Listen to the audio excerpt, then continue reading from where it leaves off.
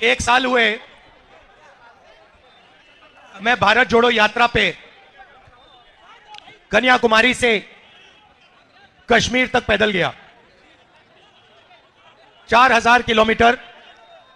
भैया सीआरपीएफ वाले थोड़ा रिलैक्स करो भाई, शांत हो जाइए आप, भैया शांत हो जाइए प्लीज। तो 4000 किलोमीटर मैं पैदल चला, हजारों लोग हमारे साथ। इसको खींचो मत, हेलो खींचो मत इसको। 4000 किलोमीटर हम चले, हजारों लोगों से मिला, और आपने देखा होगा कि लाखों लोग उस यात्रा पे चले। यात्रा में कोई गिरता था, धक्का लगता था, जैसे अभी लग रहा है, कोई गिरता था, एकदम भीड़ उसको उठा लेती थी, भीड़ उसकी रक्षा करती थी। किसान आए, मजदूर आए, व्यापारी, छोटे व्यापारी आए, बेरोजगार युवा आए, उन्होंने अपनी बात रखी। उनके दिल में जो दर्द था, उसके बारे में उन्होंने मुझसे अकेले मिलकर, क्योंकि होता क्या था, बड़ी सी भीड़ थी, भीड़ के बीच में मैं चल रहा था और मेरे चारों तरफ थोड़ी जगह होती थी, तो उसमें लोग आ जाते थे, जैसे आजकल हम यहां जीप में कर रहे हैं। तो आते थे और कहते थे, छोटे व्यापारी कहते थे, हमें डर लगता है, कल का नहीं पता क्या हो जाए। ऐसा माहौल बन गया है। पूरी यात्रा में मैंने नफरत कहीं नहीं देखी। बीजेपी के लोग भी आते थे, आरएसएस के लोग आते थे, जैसे ही वो यात्रा में आ जाते थे वो प्यार से बोलते थे। तो ये देश मोहब्बत का देश है, ये देश नफरत का देश नहीं है। और ये देश जब भी मजबूत होता है, ये जब भी मजबूत होता है जब ये एक साथ मिलकर काम करता है। जैसे कोई भी परिवार में, आपका नाम क्या है? बलिया से प्रभात सिंह जी। अगर आपके परिवार में भाई भाई के बीच में लड़ाई हो जाती है तो परिवार मजबूत होता है, कमजोर होता है? बोलिए बोलिए। कमजोर होता है, कमजोर होता है। तो अगर देश में भाई भाई से लड़ जाए तो देश मजबूत होगा, कमजोर होगा? कमजोर होगा। तो सबसे बड़ी देशभक्ति क्या होती है? देश को एक साथ करना, एकजुट करना। तो देश को एक साथ करना, एकजुट करना, जोड़ना ही इस देश की देशभक्ति है।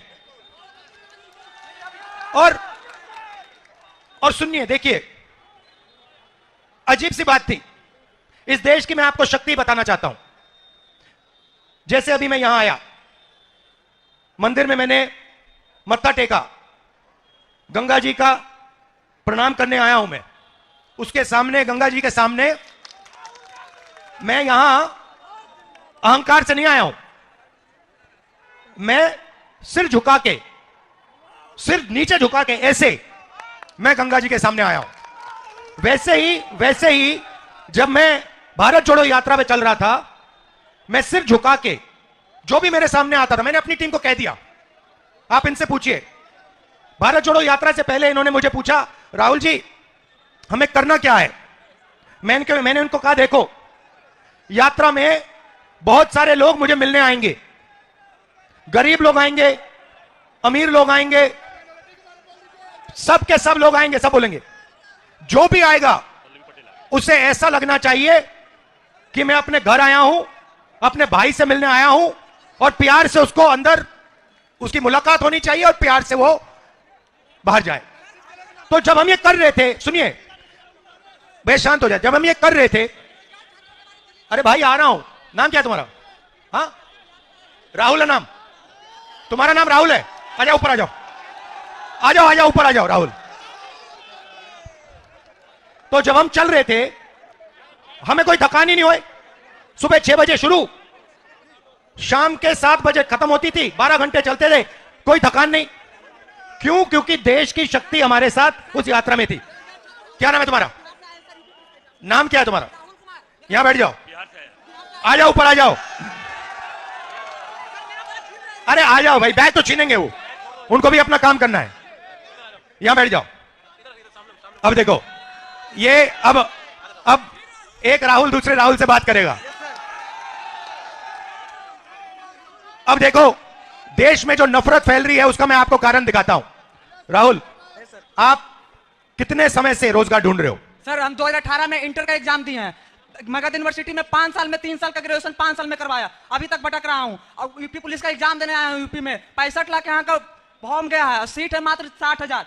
एएलपी में वैकेंसी आया मात्र 5600, सीट खाली है अभी वैकेंट में 80,000। सारे बेरोजगार छीन रहे हैं हम लोग को, हम लोग छात्र पढ़ रहे हैं 20 साल से, क्या करेंगे आगे? अच्छा एक बात बताओ, तुमने कॉलेज गए, यूनिवर्सिटी गए? यस सर, ग्रेजुएशन है, अभी पीजी कर रहा हूँ मगध यूनिवर्सिटी से। अच्छा, आपने इसमें कितना पैसा डाला है? क्या सर, मगध यूनिवर्सिटी कितना खर्चा किया पढ़ने में, पढ़ाई में? शुरुआत से लेकर आज तक कितना पैसा दिया आपने? पटना में पापा ने, आपके पापा ने? शुरुआत से तो काउंट ही नहीं कर सकते हैं सर, 5 साल से तो पटना में रह रहे हैं। मगर कितना? 5,000 लगता है वहां सिर्फ रहने खाने में, कोचिंग छोड़कर। तो कितने रुपए लगा दिया आपने इसमें? बहुत क्या, 5 से 10 लाख रुपए ऐसे एक भाई है, हम तो ऐसे ऐसे हमारे जैसे कितने लोग हैं, एक अगर हम एक ही भाई थोड़ी है ना सर, घर में बहुत सारे लोग पढ़ने वाले रहते हैं। तो आपने 2-3 लाख रुपए तो लगा दिए होंगे इसमें? उससे ज्यादा, उससे 5 गुना ज्यादा, 10 लाख रुपए लगा दिए होंगे? हम आराम से अभी बचपन से आराम से हो गया। तो आपने 10 लाख रुपए रोजगार पाने के लिए लगाए थे? Yes sir.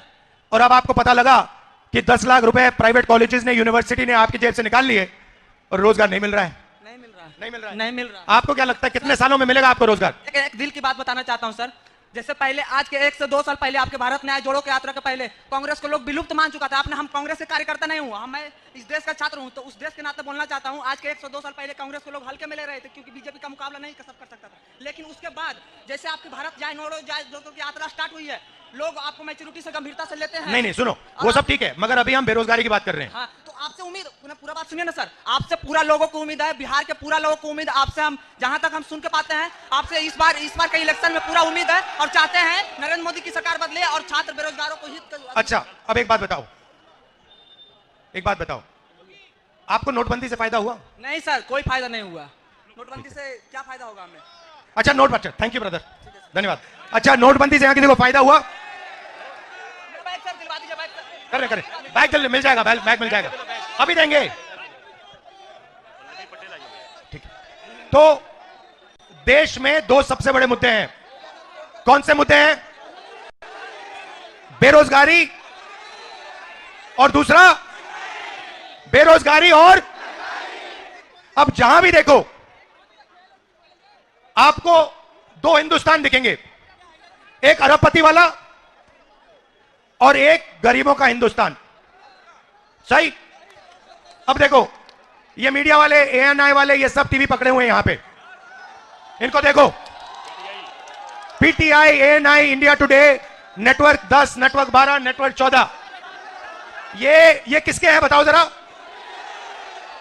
ये अदानी जी के, अंबानी जी के, ये उनके हैं। अब ये इनका ये किसान के बारे में, मजदूर के बारे में, गरीब के बारे में ये कभी नहीं दिखाने वाले, ये कर ही नहीं सकते। इनके मालिक कहते हैं भैया नहीं, हिंदुस्तान के गरीबों के बारे में मीडिया में नहीं दिखाना। मीडिया में को दिखाना है तो ऐश्वर्या राय को नाचते हुए दिखाना है, नरेंद्र मोदी जी को 24 घंटा दिखाना है, अमिताभ बच्चन को वहां पे दिखाना है। जो देश के मुद्दे हैं उनके बारे में नहीं बोलना। यहां पे छोटे व्यापारी हैं, इनमें से एक को जीएसटी और नोटबंदी से फायदा नहीं हुआ। यहां एक नहीं है जिनको नोटबंदी और जीएसटी से फायदा हुआ, मगर नोटबंदी और जीएसटी और जो इनको कष्ट उठाना पड़ रहा है, इसके बारे में मीडिया में, एएनआई में आपको कभी नहीं दिखाई देगा, हो ही नहीं सकता। इस देश में अदानी जी को एयरपोर्ट, हवाई जहाज, एयरलाइन, सारा का सारा एक के बाद एक पकड़ाया जाएगा। जीएसटी आप दोगे, जीएसटी देश का गरीब व्यक्ति देगा। भाई आपका नाम क्या है? मीडिया के हो, क्या नाम है आपका? ये आपने जो ये टी शर्ट पहनी है, कितने की ली आपने? 1100 रुपए की। इसमें आपने जीएसटी कितनी डाली? 18% लगी। 1100 में से 18% आपने जीएसटी दी। अब अगर आपके मालिक जो अरबपति हैं, अगर वो यही शर्ट खरीदते तो वो कितनी जीएसटी देते? लाखों में देते। जितनी आपने दी उतनी देते, 18% देते। तो ये अन्याय है ना कि अरबपति भी उतना टैक्स दे रहा है जितना हिंदुस्तान का सबसे गरीब दे रहा है। तो इसीलिए भारत जोड़ो यात्रा में हमने अन्याय शब्द जोड़ दिया। मणिपुर से महाराष्ट्र तक यह यात्रा जारी है। आज हम उत्तर प्रदेश में हैं। आपने इतनी शक्ति हमें दी, इतनी मोहब्बत दी, इसके लिए दिल से आपका धन्यवाद करना चाहता हूं। आप सबका बहुत बहुत धन्यवाद। नमस्कार, जय हिंद।